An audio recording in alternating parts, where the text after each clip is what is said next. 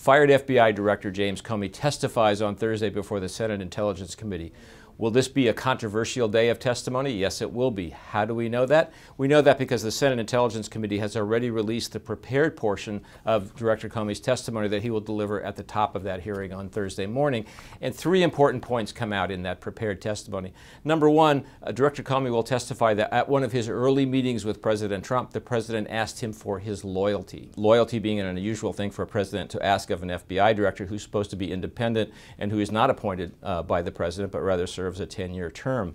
Number two, Director Comey says he told President Trump that the president personally was not under investigation by the FBI, at least at that point in the conversation, but that President Trump then pressured him repeatedly to say publicly that President Trump was not personally under investigation.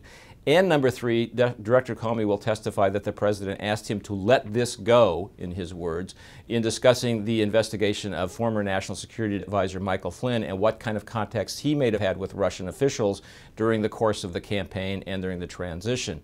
These are all unusual requests for a president to make of an FBI director, and they're going to raise a lot of additional questions. Two things to watch for as the testimony unfolds live on Thursday morning. One is, what will the reaction of Republican senators be to the testimony? In a hearing on Wednesday of top intelligence officials, there was a lot of frustration and some anger from Democratic senators about their inability to extract answers from those intelligence officials about the Russian investigation, but not so much eagerness among Republican senators to push hard. I'm not satisfied with "I do not believe it is appropriate" or "I do not feel I should answer." And secondly, how much further will Director Comey go than he does in the prepared testimony?